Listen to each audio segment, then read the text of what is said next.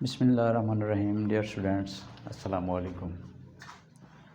आज हम अपनी सेक्शन सीरीज़ का section 2 of the Muslim family laws ordinance 1961 discuss करेंगे। जैसा कि आप लोगों ने साइबर क्राइम एक्ट या the code of criminal procedure, Pakistan penal code और जितने भी एक्ट्स या ऑर्डिनेंस रीड किए हैं, स्टडी किए हैं, उसमें आपने देखा होगा कि लेजिस्लेटर ने एक प्रोविज़न, एक सेक्शन उसमें डेफिनेशन का डाला होता है और वो स्टार्ट में होता है। तो पहले तो उसकी सेंस को समझें कि उसकी क्या ज़रूरत पेश आई। डेफिनेशंस जब पहले दी जाती हैं उसमें कुछ वर्ड्स एक्सप्लेन किए जाते हैं, तो उनकी एक्सप्लेनेशन का बेसिक मकसद ही यही है कि आगे जब हम इस ऑर्डिनेंस को मज़ीद रीड करेंगे, नेक्स्ट सेक्शंस पढ़ेंगे, तो उसमें जहाँ कहीं भी आर्बिट्रेशन काउंसिल का वर्ड आएगा, चेयरमैन का वर्ड आएगा, गवर्नमेंट का वर्ड आएगा, प्रेस्क्राइब्ड का वर्ड आएगा, यूनियन काउंसिल का वर्ड आएगा, तो उसका मतलब ये लिया जाएगा जो हम आपको इधर सेक्शन 2 में बता रहे हैं। इससे हटकर उसका कोई मतलब नहीं लिया जाएगा। मतलब इन शॉर्ट अगर हम कहें तो डेफिनेशन का मकसद ये होता है कि उस स्पेसिफ़िक वर्ड को इस स्पेसिफ़िक ऑर्डिनेंस के लिए एक स्पेसिफ़िक मीनिंग दे देना और उससे हटकर उसका मीनिंग ना लेना। अब आर्बिट्रेशन मज़ीद और लॉज में और जगह पर भी डिस्कस हुआ है, उसका मतलब और होगा। जब हम the Muslim family laws ordinance 1961 को रीड करेंगे तो उसमें हम इसका ये मतलब लेंगे जो इधर सेक्शन 2 में बताया जा रहा है। तो इसमें आते हैं, हम ए में बता रहा है आर्बिट्रेशन काउंसिल। आर्बिट्रेशन मतलब सालिसी, फ़ैसला करना। काउंसिल अरकान मजलिस, 2-3 लोगों का मिलकर किसी बात पर मुत्तफ़िक होना या किसी बात को डिसाइड करना। Arbitration council means a body consisting of the chairman and the representative of each of the parties to the matter। इसका मतलब है कि आर्बिट्रेशन काउंसिल एक बॉडी होती है, कुछ लोगों का मजमुआ होता है जो कि एक चेयरमैन पर मुश्तमिल होता है एंड द रिप्रेजेंटेटिव्स, और रिप्रेजेंटेटिव्स नुमाइंदे होते हैं उसमें, एक चेयरमैन, नुमाइंदे of each of the parties to the matter. जो पार्टीज़ कोई भी मैटर लेकर आर्बिट्रेशन काउंसिल में गई हैं, इसमें मियाँ बीवी जाती हैं, तो एक रिप्रेजेंटेटिव मियाँ की तरफ से, एक रिप्रेजेंटेटिव बीवी की तरफ से। अंडर द ऑर्डिनेंस, इस ऑर्डिनेंस के तहत जो भी मैटर लेके जाएंगे उससे रिलेटेड वो अपने रिप्रेजेंटेटिव देंगे ताकि वो उनकी मौजूदगी में वो चीज़ डिस्कस हो और इंसाफ के तकाज़े पूरे किए जाएँ। And in case any party fails to nominate a representative within prescribe time, the body formed without such representative shall be arbitration council. तो साथ ये भी बताया गया है कि अगर किसी पार्टी को कहा गया है कि आप प्रेस्क्राइब टाइम में अपने रिप्रेजेंटेटिव दें और वो फेल हो जाते हैं, वो अपने रिप्रेजेंटेटिव प्रोवाइड नहीं करते, तो फिर जो आर्बिट्रेशन काउंसिल होगी उनके बगैर भी आर्बिट्रेशन काउंसिल का मतलब आर्बिट्रेशन काउंसिल ही लिया जाएगा। उनके ना होने की वजह से आर्बिट्रेशन काउंसिल को क्वेश्चन नहीं किया जाएगा, फिर भी वो फ़ैसला देने का इख्तियार रखती है। अब ये वर्ड है प्रेस्क्राइब टाइम। प्रेस्क्राइब टाइम क्या होता है? प्रेस्क्राइब टाइम हम आगे आके देखेंगे यहाँ पर डी में। प्रेस्क्राइब्ड जो कि रूल्स में प्रेस्क्राइब्ड है। इधर प्रेस्क्राइब टाइम ये होता है कि जैसे फ़र्ज़ करें किसी ने तलाक़ का नोटिस दिया है या दूसरी शादी का कोई एप्लीकेशन दी है यूनियन काउंसिल में, तो जब ये एप्लीकेशन उस यूनियन काउंसिल में जाएगी तो वो जो चेयरमैन होगा, वो उस यूनियन काउंसिल का चेयरमैन, जब उसको एप्लीकेशन मौसूल हो गई किसी भी ख़ावंद की तरफ से दूसरी शादी की ख्वाहिश का इज़हार और उसके बाद उसका एप्लीकेशन देना, एप्लीकेशन के बाद एप्लीकेशन का मौसूल होना यूनियन काउंसिल में 7 दिन के अंदर अंदर। अब प्रेस्क्राइब टाइम को हम डिस्कस कर रहे हैं। एप्लीकेशन मौसूल हुई, 7 दिन के अंदर अंदर वो उस एप्लीकेशन को मौसूल करने के बाद 7 दिन के अंदर अंदर उस पर एक ऑर्डर पास करेगा और वो नेक्स्ट जो आगे कंसर्न पार्टी होगी, मतलब बीवी, उसको ऑर्डर भेजेगा कि आप अपना रिप्रेजेंटेटिव प्रोवाइड करें, रिप्रेजेंटेटिव नॉमिनेट करें नेक्स्ट 7 दिनों में। तो प्रेस्क्राइब टाइम क्या है? 7 दिन। और ये रूल्स में मेंशन है, मुस्लिम फैमिली ऑर्डिनेंस के जो रूल्स हैं उसमें मेंशन है प्रेस्क्राइब्ड। तो आई थिंक ये क्लियर है। चेयरमैन यूनियन काउंसिल को जो चेयरमैन हो गया वो, रिप्रेजेंटेटिव कौन होते हैं वो भी, प्रेस्क्राइब टाइम क्या है? 7 दिन।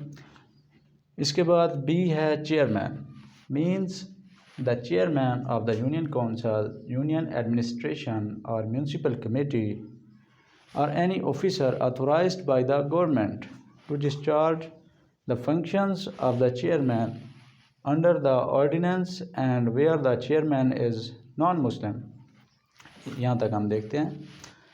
तो वो कहता है कि चेयरमैन जो है किसी भी यूनियन काउंसिल का चेयरमैन जो होगा, उसका मतलब इस एक्ट में, इस ऑर्डिनेंस में चेयरमैन का मतलब ये लिया जाएगा कि किसी यूनियन काउंसिल का चेयरमैन या कोई यूनियन एडमिनिस्ट्रेशन या म्यूनसिपल कमेटी या फिर कोई इनसे हटकर भी गवर्नमेंट कभी भी ज़रूरत पेश आए तो इन मकासद के लिए कोई चेयरमैन अपॉइंट कर सकती है, या जहाँ पर चेयरमैन नॉन मुस्लिम है, ये चीज़ आपने समझनी है। जहाँ पर चेयरमैन नॉन मुस्लिम है या उसने खुद ही अपनी कोई एप्लीकेशन देनी है, खुद ही पार्टी बननी है, उसे दूसरी शादी करनी है, या कोई भी किस ऑर्डिनेंस से रिलेटेड कोई भी मैटर उसी से डायरेक्ट कंसर्न है, तो फिर वो अपना केस खुद तो नहीं सुनेगा। तो इस वजह से टू आर्बिट्रेशन काउंसिल और इज़ ओइंग टू इलनेस, या वो बीमार है, और एनी अदर रीज़न, या कोई और माकूल वजह है, unable to discharge the function of the chairman, the arbitration council shall elect one of its Muslim members as chairman. Arbitration council फिर क्या करेगी कि वो उस चेयरमैन की जगह कोई और मुसलमान चेयर अपॉइंट करेगी, इलेक्ट करेगी। यहाँ तक ओके हो गया। इन वजूहात की बिना पर फिर वो सेम चेयरमैन, अगर वो नॉन मुस्लिम है तो वैसे भी वो मुसलमानों के इश्यूज़ नहीं देख सकता, फिर कोई और जो है मुस्लिम मेंबर उसको चेयरमैन बना दिया जाएगा। यहाँ तक क्लियर। अब गवर्नमेंट क्या है? गवर्नमेंट मतलब government of Punjab. Prescribe means prescribe by rules made under this ordinance. अच्छा, आप लोगों को एक तो ये पता होना चाहिए कि अक्सर डेफिनेशंस में प्रेस्क्राइब्ड और फिर प्रेस्क्राइब्ड को डिफ़ाइन किया जाता है। वो कहता है कि जहाँ पर भी मैंने प्रेस्क्राइब लिखा है तो उसका मतलब आपने मालूम करने के लिए कि प्रेस्क्राइब्ड का क्या मतलब है, तो आपने जाना है मेरे जो रूल्स हैं, इस ऑर्डिनेंस के जो रूल्स हैं वहाँ जाना है। वहाँ से आपने देखना है कि अब जैसे इधर लिखा हुआ था प्रेस्क्राइब टाइम, तो रूल्स में जब हम जाते हैं इसको देखते हैं तो वहाँ पर लिखा है 7 दिन, तो मतलब प्रेस्क्राइब टाइम के लिए ये हमें वहाँ भेज रहा है। ये सेक्शन एक्चुअली रेफ़र करता है कि इस चीज़ का मतलब ये होगा, जब ये बात होगी तो आप वहाँ जाएंगे, वहाँ से इंफॉर्मेशन लेंगे। तो प्रेस्क्राइब बाय रूल्स, जो इसके रूल्स हैं वहाँ पे जो भी प्रेस्क्राइब है उसको प्रेस्क्राइब बाय रूल समझा जाएगा। अब यूनियन काउंसिल, ये बेसिक जो है क्रक्स है, समझ हमारे इस ऑर्डिनेंस के लिए आपको इस यूनिट को, इस यूनियन काउंसिल को समझना बहुत ज़रूरी है। Means a union council, union council का क्या मतलब है? कोई union council, municipal committee, cantonment board, a union administration, or in case of absence of any of these local government in the local area, any other comparable body constituted under any law relating to local government। इस पे ज़रा आपको brief कर दिया जाए। अब ये देखें यूनियन काउंसिल क्या होती है। जैसे आप लोग देखते हैं कि पाकिस्तान में ऊपर पार्लियामेंट है, तो उसके बाद पार्लियामेंट जो है पाकिस्तान के जो मामलात होते हैं वहाँ पर बैठकर उसको डिसाइड करते हैं, लॉ मेकिंग, कोई भी इश्यूज़ होते हैं तो वहाँ पर कंसेंसस से, अक्सरियत राय से उनको वो रिज़ॉल्व करते हैं। इसी तरह से जब हम ऊपर से नीचे आते हैं फिर प्रोविंस असेंबली, प्रोविंशियल असेंबली आ जाती है, फिर उसके बाद डिस्ट्रिक्ट लेवल पे आ जाते हैं हम, तहसील लेवल पे आ जाते हैं, फिर उसके बाद हम ये यूनियन कौंसिल लेवल पे आ जाते हैं। यूनियन कौंसिल एक्चुअली हमारे किसी भी लोकल एरिया में ये है लोकल गवर्नमेंट चूँकि पाकिस्तान में बल्दियाती इंतखाबात और लोकल गवर्नमेंट के एक्ट्स और इससे मुताल्लिक़ तमाम जो उसूल व ज़वाबित हैं वो राइज हैं, तो लोकल गवर्नमेंट में यूनियन कौंसिल सबसे छोटा यूनिट होता है। यूनियन कौंसिल में इलेक्शन होते हैं, बल्दियाती इलेक्शन, उसमें हम चेयरमैन अपॉइंट करते हैं, उसमें हम अपने जो काउंसलर होते हैं, जनरल काउंसलर, यूथ काउंसलर, किसान काउंसलर, मुख्तलिफ जो होते हैं उनको हम अपॉइंट करते हैं। तो ये एक यूनियन कौंसिल में एक बॉडी होती है जिसमें जनरल काउंसलर, किसान काउंसलर, यूनियन काउंसिल के जो जितने भी बाकी जो ओहदे हैं वो सारे होते हैं, चेयरमैन होता है, वाइस चेयरमैन होता है। तो ये सब मिलकर जो मकामी मसाइल होते हैं जैसे गलियों के, सड़कों के, शादी के, डेट ऑफ बर्थ के, किसी की पैदाइश के, किसी की डेथ सर्टिफिकेट के, तो ये तमाम मामलात मकामी लेवल पर देखे जाते हैं। छोटे से छोटा यूनिट ये होता है यूनियन कौंसिल का। यूनियन कौंसिल इसका जो हेड होता है वो चेयरमैन होता है, हमने ऊपर पढ़ा है। इसके बाद म्यूनसिपल कमेटी, कंटोनमेंट। अच्छा, कंटोनमेंट बोर्ड में अगर आप कंफ्यूज हों, कंटोनमेंट बोर्ड एक टर्म है, ये जिस तरह से जो फ़ौजी छावनी होती है ना, मुल्तान में आपने देखा होगा, लाहौर में, दीगर बहुत सी जगह पर जहाँ पर भी फ़ौजी छावनी है, जो फ़ौजी छावनी है तो उन फ़ौजी छावनी में उसकी हदूद के अंदर जो सिविलियन रहते हैं, जो हम आम शहरी अगर फ़ौजी छावनी में रहते हैं कुछ, तो उनके भी तो ये मसाइल होंगे जैसे हमारे हैं। जैसे जो सिविलियन फ़ौजी छावनी से हट के हैं उनके भी तो मसाइल होंगे, क्योंकि वो रहते हैं वहाँ पर, वो भी तो सिविलियन है। तो अपने मसाइल के लिए उनका कोई स्ट्रीट का इशू है, उनका कोई और इशू है, तो वो क्या करेंगे? तो वहाँ पर कंटोनमेंट बोर्ड बनाया गया है, टर्म चेंज है। इसको फ़ौज और जो लोकल गवर्नमेंट है वो दोनों इकट्ठे इसको लेके चलते हैं। तो इसका हेड अमूमन कोई फ़ौजी होता है, ब्रिगेडियर रैंक का या जो भी। तो इसके बाद कंटोनमेंट बोर्ड जो है, इस यहाँ पर भी इलेक्शंस होते हैं, बल्दियाती इलेक्शंस, और यहाँ पर भी मेंबर जो हैं इनके इलेक्ट होते हैं, और वो तमाम मामला जो वहाँ के कंटोनमेंट बोर्ड के होते हैं वो उनको डील करते हैं। तो सेम इसी तरह का एक यूनिट है, लेकिन ये प्योर सिविलियन है। ये फ़ौजी छावनी के अंदर जो सिविलियन है उनके मसाइल होते हैं।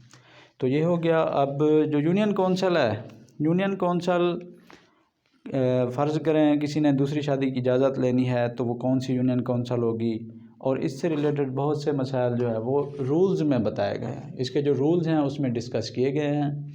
अब अगर हम इस पे डिस्कस करें, यूनियन कौंसिल है, किसी ने अगर दूसरी शादी की इजाज़त लेनी है, किसी खामद ने दूसरी शादी की इजाज़त लेनी है तो वो किस यूनियन कौंसिल में जाएगा? तो वो जो बीवी की यूनियन कौंसिल, जहाँ पर बीवी रह रही है, उसकी जो यूनियन कौंसिल है उस यूनियन कौंसिल से इजाज़त लेगा ये चीज़। और अगर फ़र्ज़ करें बीवी जो है वहाँ पर रिज़ाइडिंग नहीं है, वो आउट ऑफ कंट्री है, तो फिर क्या? फिर लास्ट टाइम मियाँ बीवी पाकिस्तान में जहाँ पर रहे थे, जिस यूनियन कौंसिल में रहे थे, तो वहाँ से वो इजाज़त लेगा। और अगर कभी रहे भी नहीं, फ़र्ज़ करें कोई ऐसा केस होता है कि यहाँ से लड़का जाता है अमेरिका में, तो अमेरिका में शादी करता है, मतलब पाकिस्तान की किसी यूनियन कौंसिल में वो रहे ही नहीं है, और वापस आ गया लड़का, अब उसने दूसरी शादी करनी है, तो फिर क्या होगा? अगर वो कभी भी नहीं रहा तो फिर जो उसकी हस्बैंड की जो होगी, मतलब वो खामद की जो यूनियन कौंसिल होगी, तो फिर जाके वो वहाँ से जो है अप्रूवल ले सकता है, एप्लीकेशन देकर दूसरी शादी का इजाज़त ले सकता है आर्बिट्रेशन कौंसिल से। तो ये कुछ इश्यूज़ थे सेक्शन सेकंड के जो डिस्कशंस थी, वो आई थिंक इसमें अब सारी चीज़ें जो है क्लियर हैं।